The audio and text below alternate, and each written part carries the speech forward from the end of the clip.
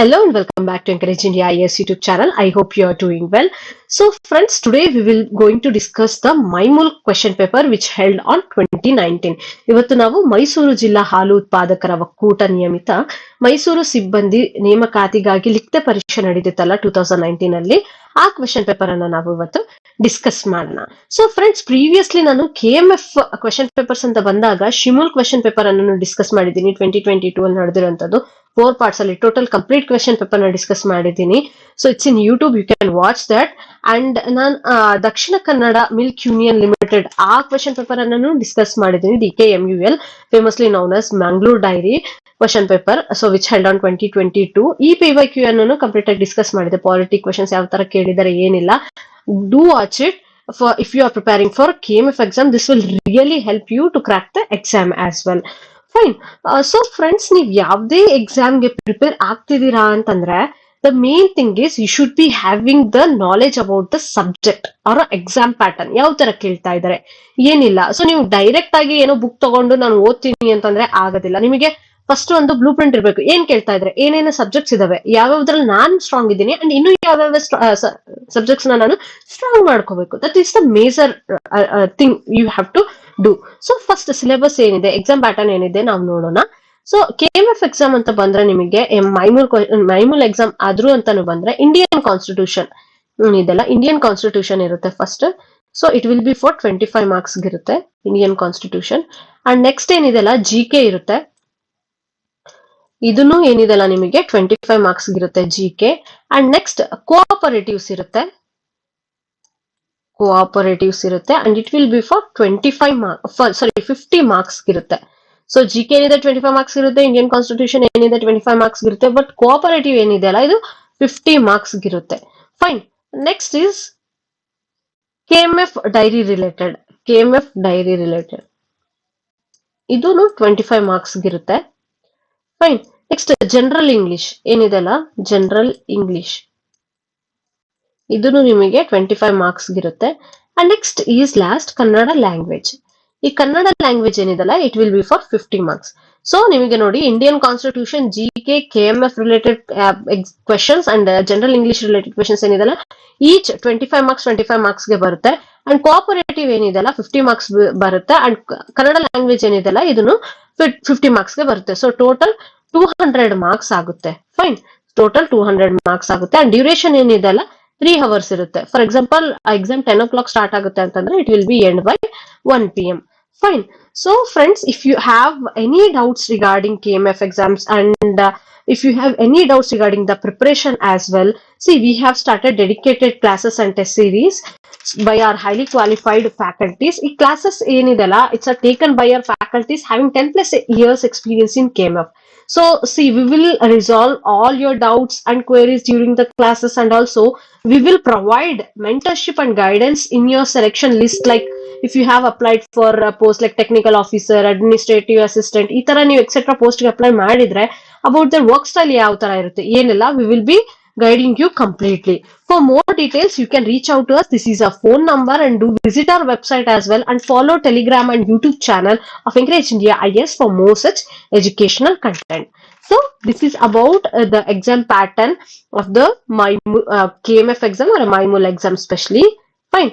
Now ಈಗ complete question paper ಅನ್ನ ನೋಡೋಣ, ಅಂದ್ರೆ ಯಾವ ತರ ಇತ್ತು ಏನಿಲ್ಲ ಅಂತ. So last previous question paper Shimul ಅನ್ನೋದು ನಾನು ಕಂಪ್ಲೀಟ್ ಆಗಿ ಡಿಸ್ಕಸ್ ಮಾಡಿದ್ದೆ. ಅಂಡ್ DKMUL ಪಾಲಿಟಿ ಪಾರ್ಟ್ ನ ಡಿಸ್ಕಸ್ ಮಾಡಿದ್ದೆ, right. But in this video I am going to explain important English grammar. ಬಹಳಷ್ಟು ಸ್ಟೂಡೆಂಟ್ಸ್ ಗೆ ಸ್ವಲ್ಪ ಟಫ್ ಆಗುತ್ತೆ ಇಂಗ್ಲಿಷ್ ಗ್ರಾಮರ್ ಯಾವ ತರ ಸ್ಕೋರ್ ಮಾಡ್ಬೇಕು ಅಂತ. ಸಿ, ಇದನ್ನು ಕಡಿಮೆ ಮಾರ್ಕ್ಸ್ ಗಿಲ್ಲ, ನಿಮಗೆ 25 ಮಾರ್ಕ್ಸ್ ಗಿದೆ, ರೈಟ್. ಇಂಗ್ಲಿಷ್ ಗ್ರಾಮರ್ ಏನಿದೆ ಅಲ್ಲ 25 ಮಾರ್ಕ್ಸ್ ಇದೆ. So I am going to tell you about the English grammar and the vocabulary in this PYQs asked in my Mysore Milk Union Limited question paper which held at UPSC KPSC level ಗೆ ನಡೆದಿರೋದಲ್ಲ. ಆ exam ನಲ್ಲಿ ಯಾವ ತರ ಕೇಳಿದ್ರು English grammar ನೆಲ್ಲ ನಾನು explain ಮಾಡ್ತೀನಿ. So ಈ ಕ್ವೆಶ್ಚನ್ ಪೇಪರ್ ಅಲ್ಲಿ ನಾನು ನಿಮಗೆ ಮೇಜರ್ಲಿ ಏನೆಲ್ಲ ಟಾಪಿಕ್ಸ್ ನ ಅಂಡರ್ಸ್ಟ್ಯಾಂಡ್ ಮಾಡಿಸ್ತೀನಿ ಅಂತಂದ್ರೆ ಸಿನಾನಮಸ್ ನ ಹೇಳ್ತೀನಿ, ಅಂಡ್ ವೊಕಾಬ್ಯುಲರಿ ಯಾವ ತರ ಇದೆ ಹೇಳ್ತೀನಿ, ಅನೆಕ್ಡೋಟ್, ಮೀನಿಂಗ್ ಆಫ್ ಅನೆಕ್ಡೋಟ್, ಒಂದು ಅನೆಕ್ಡೋಟ್ ಅದ್ರ ಮೀನಿಂಗ್ ಏನಿದೆ ಅಂತ ಹೇಳ್ತೀನಿ, ಅಂಡ್ ಫ್ರೇಸಲ್ ವರ್ಕ್ಸ್ ಬಗ್ಗೆ ಹೇಳ್ತೀನಿ, ಲೈಕ್ ಕಾಲ್ ಆಫ್ ಅಂದ್ರೆ ಏನು, ಡ್ರಾಪ್ ಆಫ್ ಅಂದ್ರೆ ಏನು, ಎಕ್ಸೆಟ್ರಾ. ಈ ತರ ಫ್ರೇಸಲ್ ವರ್ಬ್ಸ್ ಇಂಪಾರ್ಟೆಂಟ್ ನಾನು ಹೇಳ್ತೀನಿ. And prepositions, fill in the blanks, and also error detection ನೀವು ಯಾವ ತರ ಮಾಡಬೇಕು, I'll explain that, and also some of the grammar rules I'll be explaining to you.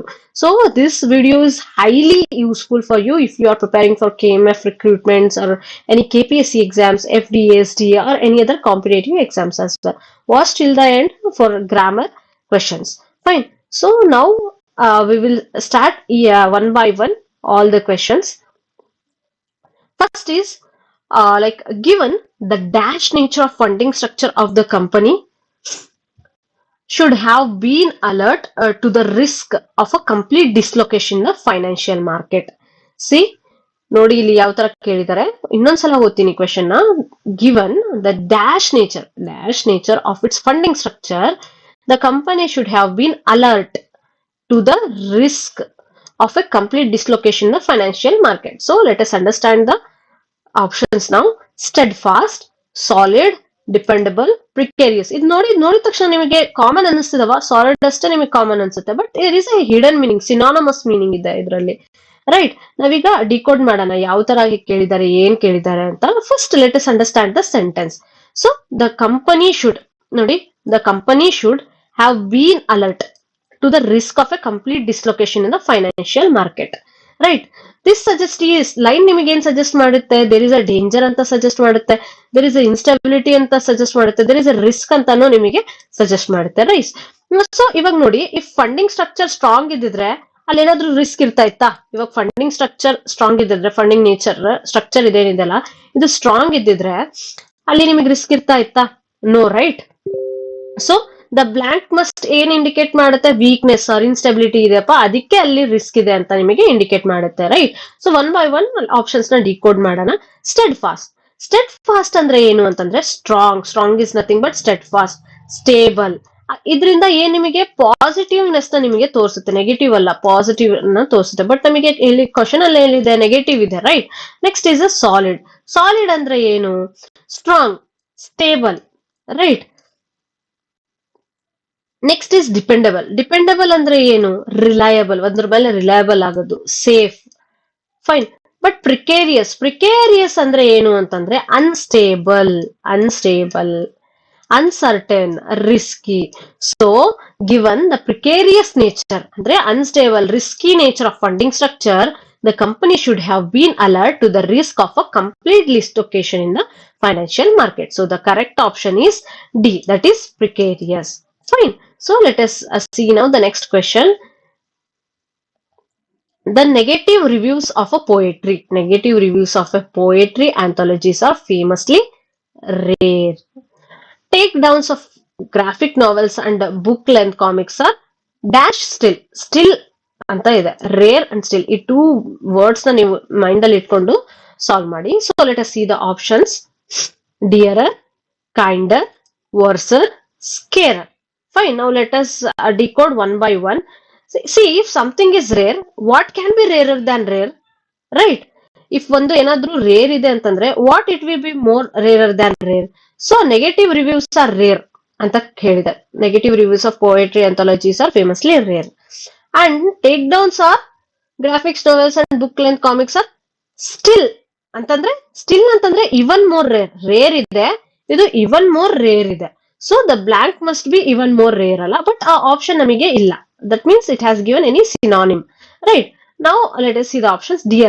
ಡಿಯರರ್ ಅಂತಂದ್ರೆ ಮೋರ್ ಎಕ್ಸ್ಪೆನ್ಸಿವ್ ಅಂತ ಅರ್ಥ. ಸೊ ಈ ಕಾಂಟೆಕ್ಸ್ಟ್ ನಿಮಗೆ ಮ್ಯಾಚ್ ಆಗಲ್ಲ, ಈ ಆಪ್ಷನ್ ಆ ಕಾಂಟೆಕ್ಸ್ಟ್ ಗೆ ಮ್ಯಾಚ್ ಆಗಲ್ಲ. So we eliminated this. ನಾವು let us see the next one. Kinder ಅಂತಂದ್ರೆ ಮೋರ್ ಕೈಂಡ್, ಆಪೋಸಿಟ್ ಮೀನಿಂಗ್ ಕೊಡ್ತಾ ಇದೆ ನಿಮಗೆ. ರೈಟ್, ಸೊ ಈ ಆಪ್ಷನ್ ರಾಂಗ್. ನೆಕ್ಸ್ಟ್ ವರ್ಸರ್, ಇದು ಗ್ರಾಮ್ಯಾಟಿಕಲಿನೇ ರಾಂಗ್. ವರ್ಸರ್ ಅಂತ ವರ್ಡೇ ಇಲ್ಲ, ವರ್ಸ್ ಇರುತ್ತೆ. ಫೈನ್, ವರ್ಸ್ ಇರುತ್ತೆ, ವರ್ಸರ್ ಅಂತಾನೆ ನಿಮಗೆ ಇರಲ್ಲ. ಸೊ ಗ್ರಾಮ್ಯಾಟಿಕಲಿನೇ ಇದು wrong. So the last option we left with scarcer ಅಂತಂದ್ರೆ ಏನು? See first scarce, SCARE, scarce ಅಂತಂದ್ರೆ ರೇರ್. ಸ್ಕೇರ್ಸರ್ ಅಂತಂದ್ರೆ ಇವನ್ ಮೋರ್ ರೇರ್. ಸ್ಟಿಲ್ ಅಂತ ಹೇಳಿದೆ ನಾನು, still means even more rare. So even more rare ಅನ್ನೋ ನಿಮಗೆ ಮೀನಿಂಗ್ ಯಾವ ವರ್ಡ್ ಕೊಡುತ್ತೆ? ಸ್ಕೇರ್ಸರ್ ಕೊಡುತ್ತೆ. The correct option is D, scarcer. Fine, now let us see the next question. Circumstances often change before minds do. Circumstances ಏನದಲ್ಲ change before minds do. Workers dash technology only after the economic advantages become clear. So circumstances often change before minds do. Workers dash technology only after their economic advantages become clear. Let us see the option: shunned, rejected, embraced, praise. Right. Now see, only after the economic advantage become clear. ನಿಮಗೆ ಏನ್ ಕೊಟ್ಟಿದೆ ಇಲ್ಲಿ, only after their economic advantage become clear. So this means initially workers were not ready. Right. ಮೊದಲು workers ready ಇರಲಿಲ್ಲ, but later benefits ಏನಿದೆ ಅವರಿಗೆ clear ಆಗಿತ್ತು. That's the reason they accepted. So the blank must be accepted positively. Right. So shunned ಅಂದ್ರೆ ಏನಪ್ಪಾ ಅಂತಂದ್ರೆ it's a negative. Avoidance ಗೆ ಏನ್ ಹೇಳ್ತಾರೆ, ಶಂಡ್ ಅಂತ ಹೇಳ್ತಾರೆ. ರಿಜೆಕ್ಟೆಡ್ ಅಂತಂದ್ರೆ ನಮಗೆ ಗೊತ್ತಿದೆ, ನಾರ್ಮಲ್ ಆಗಿ ರೆಫ್ಯೂಸ್ ಮಾಡೋದು. This is also negative. Embrace ಅಂದ್ರೆ ಏನಿದೆ, ಆಕ್ಸೆಪ್ಟೆನ್ಸ್, ವಿಲ್ಲಿಂಗ್ನೆಸ್ ಇದೆ ಅಂತ ಅರ್ಥ. ಆಕ್ಸೆಪ್ಟೆನ್ಸ್ ಅಂಡ್ ಆಲ್ಸೋ ವಿಲ್ಲಿಂಗ್ನೆಸ್ ಇದೆ ಅಂತ ಅರ್ಥ. So this is a positive. And next praise. Praise ಅಂತಂದ್ರೆ ಈ ಸೆಂಟೆನ್ಸ್ ಗೆ ಗ್ರಾಮ್ಯಾಟಿಕಲಿ ಮ್ಯಾಚ್ ಆಗಲ್ಲ. So circumstances often change before minds do, but workers dash technology only after their economic advantages become clear. ಒಂದ್ಸಲ ಅವ್ರದ್ದು economic advantage clear ಬಂದ್ಮೇಲೆ they accepted happily. So the correct option is embraced. So I'll read the question for you. So circumstances often change before the minds do. Workers embraced technology, andre accepted the technology, embraced the technology only after their economic advantages become clear. I think ನಿಮಗೆ clean ಆಗಿ ಅರ್ಥ ಆಗ್ತಿದೆ ಅನ್ಕೊಂತೀನಿ. I am decoding the one single option as well. One option ನಾನು ನಿಮಗೆ decode ಮಾಡ್ತಾ ಇದ್ದೀನಿ. Fine. Now let us see the next question, that is 29th question on the question paper. I'll read out the question for you. The decision today may be an affront to someone and a dash to others. ಒಬ್ಬರಿಗೆ ಆ decision ಅಫ್ರಂಟ್ ಆಗ್ಬಹುದು, but ಇನ್ನೊಬ್ಬರಿಗೆ ಇನ್ನೊಂದ್ ತರ ಇರಬಹುದು. But our objective is only to see ameliorate the profound suffering that has occurred due to this event. I read out the question for you. So important word ಇಲ್ಲಿ ನಿಮಗೆ ಏನಪ್ಪಾ ಅಂತಂದ್ರೆ ನೀವು ಅಂಡರ್ಲೈನ್ ಮಾಡಬೇಕಾಗಿರೋದು ಅಫ್ರಂಟ್. ಅಫ್ರಂಟ್ ಅಂತಂದ್ರೆ ಇನ್ಸಲ್ಟ್. ನಾವೊಬ್ರಿಗೆ ಇನ್ಸಲ್ಟ್ ಮಾಡಿದ್ರೆ ಅವರಿಗೆ ಒಂಥರ ಇರ್ಬೋದು. ಒಂದು ಡಿಸಿಷನ್ ಇಂದ ನಾವಿವತ್ತು ಒಬ್ರಿಗೆ ಇನ್ಸಲ್ಟ್ ಆಗ್ತಾ ಇದೆ ಅಂದ್ರೆ ಇನ್ನೊಬ್ರಿಗೆ ಇನ್ನೊಂದ್ ತರ ಆಗಿರ್ಬೋದು. ರೈಟ್. ಅಫ್ರಂಟ್ ಅಂದ್ರೆ ಏನಂದ್ರೆ ಇನ್ಸಲ್ಟ್ ಆರ್ ಅಫೆನ್ಸ್ ಅಂತ ಅರ್ಥ. ಸೊ ಸೆಂಟೆನ್ಸ್ ಪ್ಯಾಟರ್ನ್ ನೋಡಿ, an affront to someone and a dash to others. ಒಂದ್ ಇನ್ಸಲ್ಟ್ ಒಬ್ರಿಗೆ, ಆ ಇನ್ಸಲ್ಟ್ ಇನ್ನೊಬ್ರಿಗೆ ಯಾವ ತರ. ಸೊ ದಿಸ್ ಶೋಸ್ ಕಾಂಟ್ರಾಸ್ಟ್ ತೋರಿಸುತ್ತೆ. If some feels insulted, others must feel something positive ಅಲ್ಲ. ಇವಾಗ ಹೇಳ್ತಾರೆ, ನೀನ್ ವರ್ಕ್ ಚೆನ್ನಾಗಿ ಮಾಡ್ತಾ ಇಲ್ಲ ಅಂತ ಹೇಳ್ತಾರೆ, or else you have done like wrong ಅಂತ ಹೇಳ್ತಾರೆ. ಸ್ವಲ್ಪ ಜನ ಯಾವ ತರ ತಗೊಳುತ್ತೆ, ನಾನ್ ರಾಂಗ್ ಮಾಡಿಲ್ಲ ಆ ತರ. ಸ್ವಲ್ಪ ಜನ ಪಾಸಿಟಿವ್ ಆಗಿ ತಗೋತಾರೆ, okay I may be wrong in this but I correct it later on, I do rectification ಅಂತ. So someone take as insult ಅಂತ ತಗೊಂತಾರೆ, ಸಮ್ ವಿಲ್ ಟೇಕ್ ಪಾಸಿಟಿವ್ ಅಂತ ತಗೊಂತಾರೆ. ಸೊ ನಾವು let us see the options. First is a passion. Passion ಅಂದ್ರೆ ಏನು, it's an emotion. ಇಲ್ಲಿ logical context ತೋರಿಸ್ತಾ ಇಲ್ಲ. And next is relief. Relief ಅಂದ್ರೆ ಏನು, freedom from suffering. We know that freedom. Relief ಅಂದ್ರೆ ಏನು, ಫ್ರೀಡಮ್ ಫ್ರಮ್ ಸಫರಿಂಗ್. ಥ್ರೆಟ್ ಅಂದ್ರೆ ಏನು, ಥ್ರೆಟ್ ಅಂತಂದ್ರೆ it's a negative, same direction as affront, affront. Eulogy. Eulogy ಅಂತಂದ್ರೆ ಒಂದ್ ಪರ್ಸನ್, ಸತ್ತೋಗಿರೋ ಪರ್ಸನ್ಗೆ ಪ್ರೇಸಿಂಗ್ ಮಾಡೋದೇ ಇಯಾಲಜಿ. ಇದು ಇರ್ರಿಲೆವೆಂಟ್, ಈ ಕಾಂಟೆಕ್ಸ್ಟ್ ಗೆ ಇರ್ರಿಲೆವೆಂಟ್. ಸೊ ನಾವು look at the final part. See, to ameliorate the profound suffering ಅಂತ ಕೊಟ್ಟಿದೆ. To ameliorate the profound suffering ಅಂತ ಕೊಟ್ಟಿದೆ. ಫಸ್ಟ್ ಅಲ್ಲಿ ಏನಿದೆ, an affront to someone and a dash to others ಅಂತ ಕೊಟ್ಟಿದೆ. Right. So decisions may hurt some but bringing relief to others.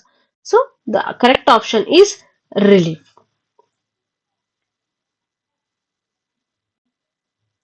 ನಿಮಗೆ ಒಂದು ಯಾವ ತರ ನೆನಪಿಟ್ಕೋಬೇಕು ಅಂತಂದ್ರೆ, ಅಫ್ರಂಟ್ ಮೀನಿಂಗ್ ನ ನಿಮಗೆ ಹೇಳ್ದೆ. ಅಮಾಲಿಯರೇಟ್ ಮೀನಿಂಗ್ ಏನು ಅಪ್ಪ ಅಂತಂದ್ರೆ ಟು ಮೇಕ್ ಬೆಟರ್, ಸಮಥಿಂಗ್ ಏನಾದ್ರೂ ಬೆಟರ್ ಮಾಡ್ಬೇಕು ಅಂತ. ಸೊ ಒಬ್ರಿಗೆ ಇನ್ಸಲ್ಟ್ ಆಗಿರ್ಬೋದು, but at the same times some other ಪೀಪಲ್ಗೆ ರಿಲೀಫ್ ಕೊಡುತ್ತೆ. Right. So this is the correct option. Now let us see the next question, 30th question. Out of the given alternatives, choose the one which best expresses the meaning of sublime.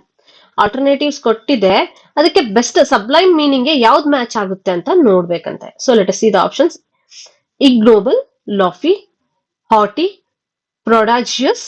Let us see the decode the option one by one ಯಾವ ತರ ಇದೆ ಅಂತ. First understand the word sublime. Sublime ಅಂದ್ರೆ ಏನು ಅರ್ಥ ಮಾಡ್ಕೊಳ್ಳಿ. Sublime ಅಂತಂದ್ರೆ extremely beautiful and morally elevate ಆಗಿರುತ್ತೆ, extremely beautiful and spiritually grand and also exalted. So this is the meaning of sublime. Now let us see the options. Ignoble ಅಂತಂದ್ರೆ dishonourable. So ಇದು opposite meaning, synonym meaning ಅಲ್ಲ ಸಬ್ಲೈಮ್ದು. So this is the wrong option. Lofty means elevated, noble and also high minded ಅಂತ ಅರ್ಥ ಲಾಫಿ ಅಂತಂದ್ರೆ. ಇದ್ may be ಇರಬಹುದು. ಇನ್ನು ಬೇರೆ ಆಪ್ಷನ್ಸ್ ನಾವು ನೋಡೋಣ. ಹಾಟಿ ಅಂತಂದ್ರೆ ಮೀನ್ಸ್ ಆರೋಗೆಂಟ್, ನೆಗೆಟಿವ್ ಟೋನ್, ಅರಗೆಂಟ್ ಅಲ್ಲೇ ಇರೋದು. ಸೊ ಇದ್ರ ಮೀನಿಂಗ್ ನ ಮ್ಯಾಚ್ ಮಾಡಲ್ಲ. ಸಬ್ಲೈಮ್ ಅಂತ ಇದ್ರೆ ಏನು, ಎಲಿವೇಟೆಡ್, ಆಮೇಲೆ ಸ್ಪಿರಿಚುವಲಿ ಗ್ರ್ಯಾಂಡ್, ರೈಟ್. ಸೊ ಇದು ಆಪ್ಷನ್ ಬರಲ್ಲ. ಪ್ರೊಡಿಜಿಯಸ್ ಅಂದ್ರೆ ಏನು, ಅನಾರ್ಮಸ್, ಇಂಪ್ರೆಸಿವ್, ಎಕ್ಸಾಕ್ಟ್ ಮೀನಿಂಗ್ ಇದನ್ನು ಕೊಡಲ್ಲ. So means enormous or impressive, not exact. So closest synonym ನಿಮಗೆ ಸಬ್ಲೈಮ್ಗೆ ಯಾವ್ದು ಕಾಣಿಸ್ತಾ ಇದೆ ಈಗ? ಲಾಫಿ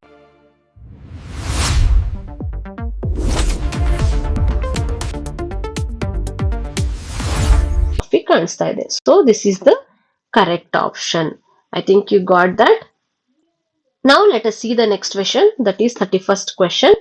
Out of the given alternatives ಕೊಟ್ಟಿದ್ದಾರೆ, choose the one which best expresses the meaning. So ನಿಮಗೆ ಇಲ್ಲಿ ಮೇಜರ್ಲಿ ಸಿನಾನಿಮ್ ತರಾನೇ ಕೇಳ್ತಾ ಇದ್ದಾರೆ, ನಿಮಗೆ ಡೈರೆಕ್ಟ್ಲಿ ಸಿನಾನಿಮ್ ಅಂತ ಕೇಳ್ತಾ ಇರಲಿಲ್ಲ. Choose the one which best expresses the meaning. ಆ ಮೀನಿಂಗ್ ನ ಯಾವ್ದು ಬೆಸ್ಟ್ ನಿಮಗೆ ಎಕ್ಸ್ಪ್ರೆಸ್ ಮಾಡ್ತಾ ಇದೆ ಅಂತ ನೋಡ್ಬೇಕಂತೆ. So slow, contrary, complaint, disobedience. So let us see the option.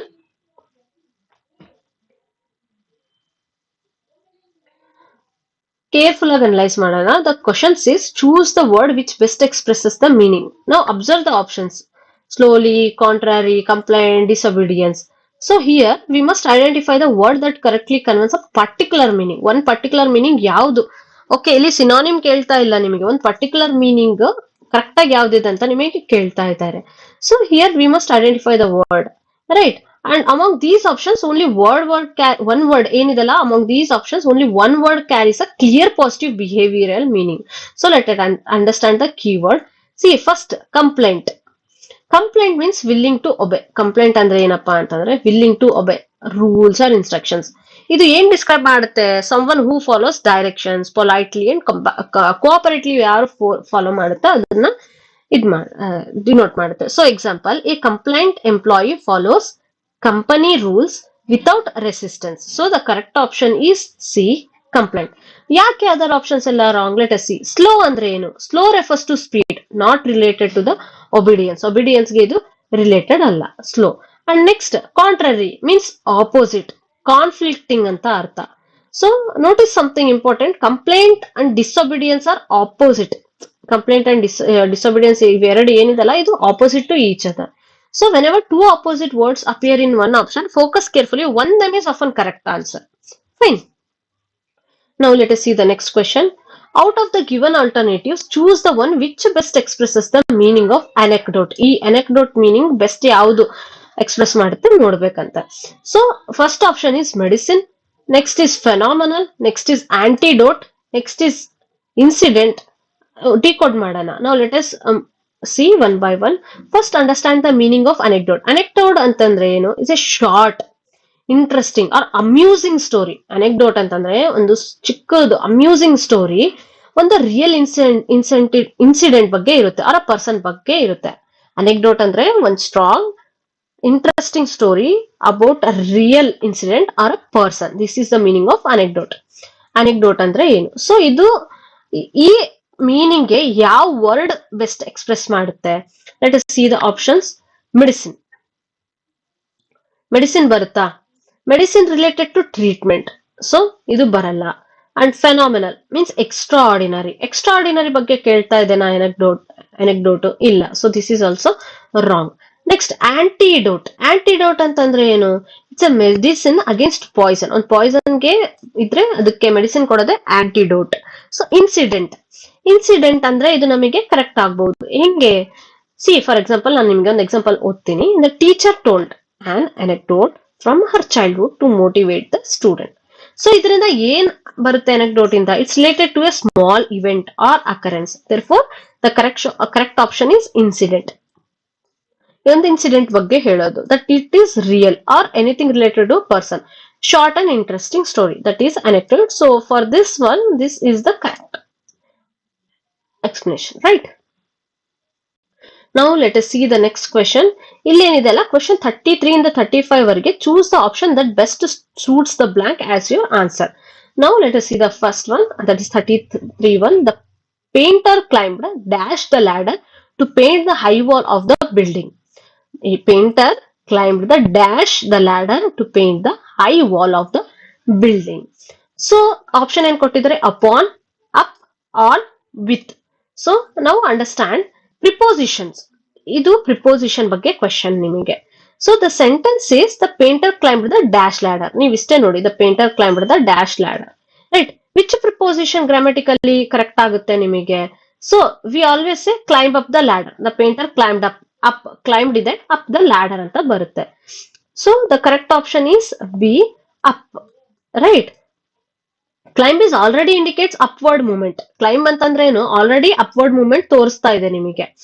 And so we use up for natural English usage. Natural English usage ಗೆ ನಾವು ಯೂಸ್ ಮಾಡ್ತೀವಿ. See, the painter climbed upon the ladder ಅಂತ ಹೇಳ್ತೀವ, the climber climbed on the ladder ಅಂತ ಹೇಳ್ತೀವ. So or the painter climbed with the ladder ಅಂತ ಹೇಳ್ತೀವ. See, why others are wrong ಅಂತಂದ್ರೆ, upon climbing ಇದ್ದಾಗ upon ಅಂತ ಕರಿಯಲ್ಲ, ಹೇಳಲ್ಲ, ಯೂಸ್ ಮಾಡಲ್ಲ. And on ಏನಿದೆ ಅಲ್ಲ, ಇದು ಗ್ರಾಮ್ಯಾಟಿಕಲಿ ಅಕ್ವರ್ಡ್ ಆಗುತ್ತೆ ಈ ಸೆಂಟೆನ್ಸ್ ಮೇಲೆ. ಅಂಡ್ ವಿತ್ ಏನಿದೆ ಅಲ್ಲ, ಇದು ಕಂಪ್ಲೀಟ್ಲಿ ಇನ್ಕರೆಕ್ಟ್ ಆಗುತ್ತೆ preposition. So the correct preposition here is up. The painter climbed up the ladder to paint the high wall of the building. Fine. Now let us see the next question. Because of the heavy rain the match was dash. Cricket ಅಂದ್ರೆ ತುಂಬಾ ಜನಕ್ಕೆ ಇಷ್ಟ ಇರುತ್ತಲ್ಲ, ಇವತ್ತು ಮಳೆ ಆಯ್ತಪ್ಪ, ಅದಕ್ಕೆ match ನಿಂತು ಹೋಯ್ತು, ರೈಟ್, ಅವ್ರು ಪೋಸ್ಟ್ಪೋನ್ ಮಾಡಿದ್ರು ಅಂತ ಹೇಳ್ತೀವಿ. ಸೊ ಇಲ್ಲಿ ನೋಡಿ, ನಿಮಗೆ ಕಾಮನ್ ವರ್ಡ್ ಕೊಟ್ಟಿದಾರ, broken off, fallen off, called off, set aside, ಇದು ಕೇಳಿದಾರೆ. ಇದು ನಿಮಗೆ ಅರ್ಥ ಆಗುತ್ತೆ ಕಾಮನ್ ಆಗಿ ಅಂತಂದ್ರೆ, ಚೆನ್ನಾಗಿ ಗೊತ್ತಿದೆ ಇಂಗ್ಲಿಷ್ ಅಂತಂದ್ರೆ ಸ್ವಲ್ಪ ಜನಕ್ಕೆ ಅರ್ಥ ಆಗುತ್ತೆ. ಬಟ್ ಇದು ಕಾಮನ್ ಲ್ಯಾಂಗ್ವೇಜ್ ಇಲ್ಲ, ರೈಟ್, ಹಿಡನ್ ಮೀನಿಂಗ್ ಇದೆ ಇದರಲ್ಲಿ, ರೈಟ್. ಸೊ ಏನಿದೆ ಅಂತ ನಾವು ನೋಡೋಣ. ಸೊ ಇದಕ್ಕೇನ್ ಹೇಳ್ತಾರೆ, ಈ ತರ ಬಂದಿದೆ ಅಂತಂದ್ರೆ ಇದಕ್ಕೆ ಫ್ರೇಸಲ್ ವರ್ಬ್ಸ್ ಅಂತ ಕರಿತೀವಿ. ಇಲ್ಲಿ ನಮಗೆ ಪ್ರಿಪೋಸಿಷನ್ ಬಗ್ಗೆ ಕ್ವೆಶನ್ ಬಂದಿದೆ, ಇಲ್ಲಿ ಫ್ರೇಸಲ್ ವರ್ಬ್ಸ್ ಬಗ್ಗೆ ನಿಮಗೆ ಕ್ವೆಶನ್ ಬಂದಿದೆ ನೋಡಿ. ನನ್ನ ನಿಮಗೆ ಇಂಪಾರ್ಟೆಂಟ್ ಫ್ರೇಸಲ್ ವರ್ಬ್ಸ್ ನಾನು ಡಿಸ್ಕಸ್ ಮಾಡ್ತೀನಿ ಎಂಡ್ ಅಲ್ಲಿ. Fine. Now let us see decode one by one. ನಿಮಗೆ ಬ್ರೋಕನ್ ಆಫ್, ಬ್ರೋಕನ್ ಆಫ್ ಅಂದ್ರೆ ಏನು? ಇದು ಯೂಸ್ಡ್ ಫಾರ್ ಯೂಶ್ಲಿ ಯಾವ್ದಾದ್ರು ರಿಲೇಷನ್ ಅಲ್ಲಿ ಯೂಸ್ ಮಾಡ್ತಾರೆ, with relation to something other. And fallen off, fallen off ಇದು ಯಾವ್ದಕ್ಕೆ ಯೂಸ್ ಮಾಡ್ತಾರೆ? ಆಬ್ಜೆಕ್ಟ್ಸ್ ಯೂಸ್ ಮಾಡ್ತಾರೆ. ಅಂಡ್ ಸೆಟ್, ಇದು ಕಾಲ್ಡ್ ಆಫ್ ಇರ್ಲಿ, ಸೆಟ್ ಅಸೈಡ್ ನೋಡಿ. ಸೆಟ್ ಅಸೈಡ್ ಅಂತಂದ್ರೆ ರಿಸರ್ವ್ ಮಾಡೋದು ಆರ್ ಇಗ್ನೋರ್ ಮಾಡೋದು, ಸೆಟ್ ಅಸೈಡ್ ಅಂದ್ರೆ. ಬಟ್ ಕಾಲ್ಡ್ ಆಫ್ ಅಂದ್ರೆ ಏನು?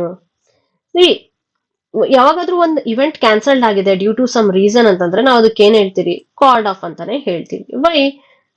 ದ ಮೀಟಿಂಗ್ ವಾಸ್, ಎಕ್ಸಾಂಪಲ್ ನೋಡಿ, the meeting was called off due to the rain.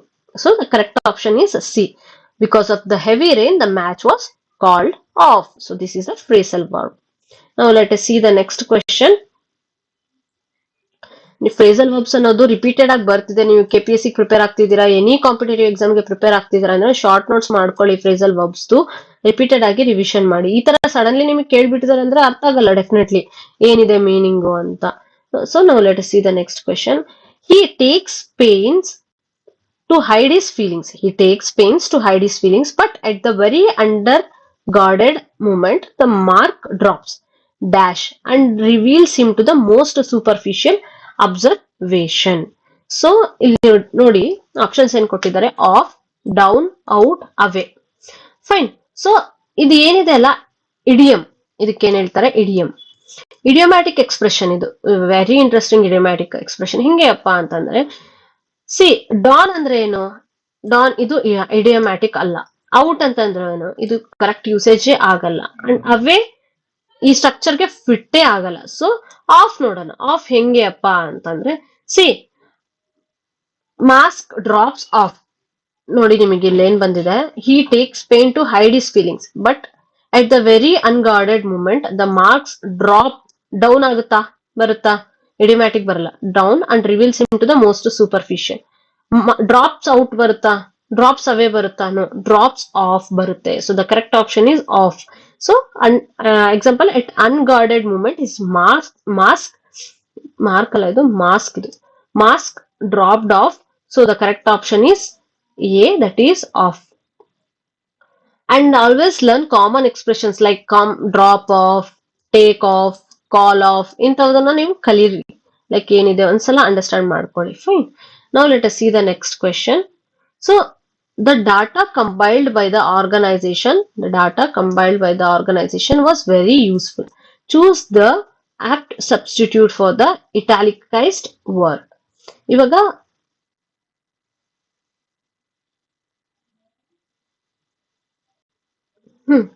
Data compiled ಏನಿದೆಲ್ಲ, ಇದನ್ನ ಕರೆಕ್ಟ್ ಸಬ್ಸ್ಟಿಟ್ಯೂಟ್ ಏನಿದೆ ಅನ್ನೋದನ್ನ ನಾವೀಗ ನೋಡ್ಬೇಕು. Let us see the option: published, collected, analysed, enclosed. So the correct option is collected. ಯಾವ ತರ? See the compiled, it should be italic word. Fine. So gathered or collected ಏನಿದೆ ಅಲ್ಲ, ಅದು ಸಿಸ್ಟಮ್ಯಾಟಿಕಲಿ ಇರುತ್ತೆ. So the correct substitute is option B, that is collected. So why others wrong? ಯಾಕೆ ಬೇರೆ options ಎಲ್ಲ wrong? See published ಅಂತಂದ್ರೆ made public ಮಾಡೋದು. Analysed ಅಂದ್ರೆ ಏನು? ಎಕ್ಸಾಮೈನ್ ಮಾಡೋದು, ಹೌದಾ? ಎನ್ಕ್ಲೋಸ್ಡ್ ಅಂದ್ರೆ ಏನು? ಒಳಗಿಡೋದು, ಪುಟ್ ಇನ್ಸೈಡ್, ರೈಟ್? ಸೊ ಕಂಪೈಲ್ಡ್ ಅಂತಂದ್ರೆ ಏನು? ಕಲೆಕ್ಟ್ ಮಾಡೋದು ಆರ್ ಅರೇಂಜ್ಡ್ ಮಾಡೋದು, right? So the correct option is B, collected. Now let us see the next question. Choose the sentence which is grammatically correct. Grammatically ಯಾವ sentence correct ಇದೆ ಅನ್ನೋದನ್ನ ನಾವು choose ಮಾಡೋಣ. So one by one ನಾನು ನಿಮಗೆ options ಹೋಗ್ತೀನಿ. So he was extremely unhappy because of the inordinately delay. Let us see the next. He was extremely unhappy because of the unordinately delay. Unordinately delay. Because of the inordinately. ಇನ್ನಿದೆ ನಿಮಗೆ. ಇನ್ನಿದೆ. On ಇದೆ.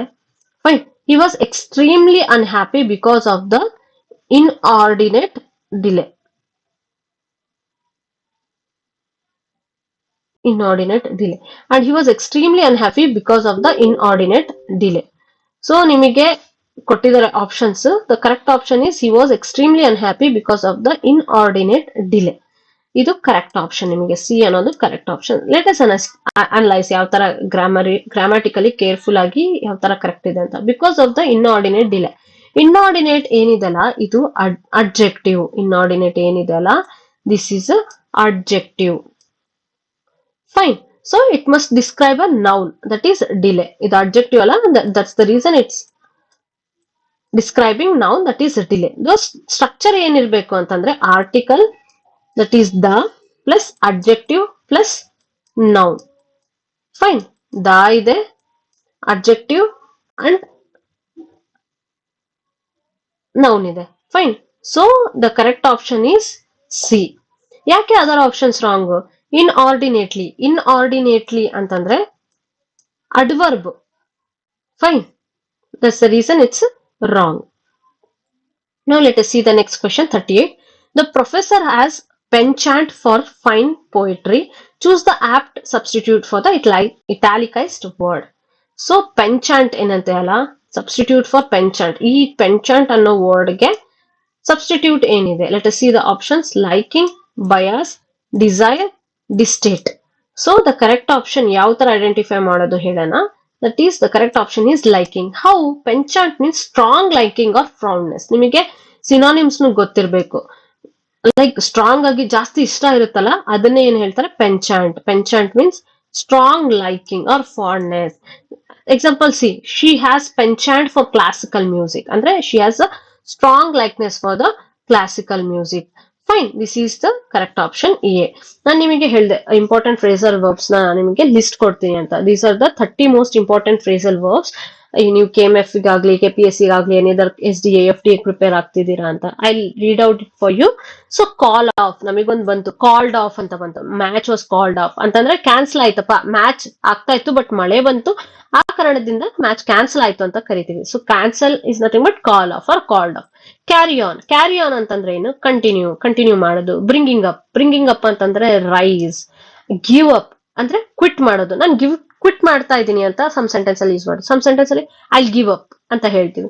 Look after ಅಂತಂದ್ರೆ ಅಲ್ಲಿ ಹೋಗಿ ನೋಡು ಅಂತ ಅಲ್ಲ, but take care. Look into ಅಂತಂದ್ರೆ ಏನು, ಯಾವ್ದಾದ್ರು ಒಂದು ಮ್ಯಾಟರ್ ಇರುತ್ತೆ ಅದಕ್ಕೆ ಇನ್ವೆಸ್ಟಿಗೇಟ್ ಮಾಡೋದು, that is look into. Setup ಅಂತಂದ್ರೆ establish.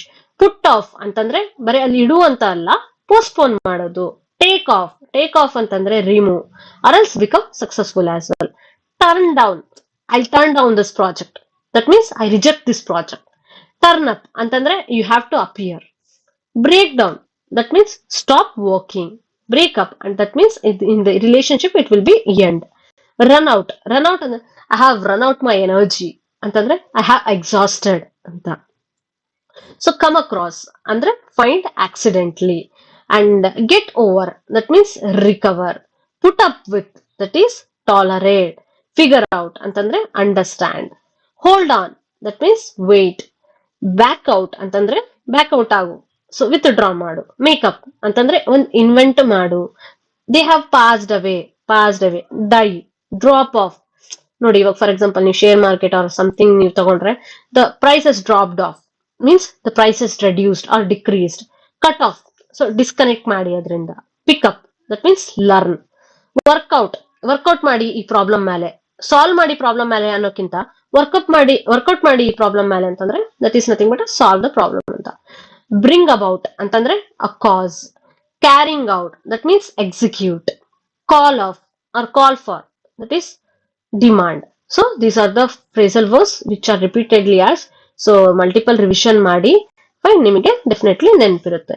So this is about the MyMul 2019 English questions appeared in the exam. So do multiple revisions. ನಿಮಗೆ ಏನಾದ್ರೂ ಅರ್ಥ ಆಗಿಲ್ಲ, ಡೌಟ್ಸ್ ಇದೆ ಅಂತಂದ್ರೆ reach out to us. This is our phone number, and do visit our website as well. And if you like this video, then do share and subscribe the channel as well, and follow for more such educational content videos. Fine, thanks for watching. Thank you.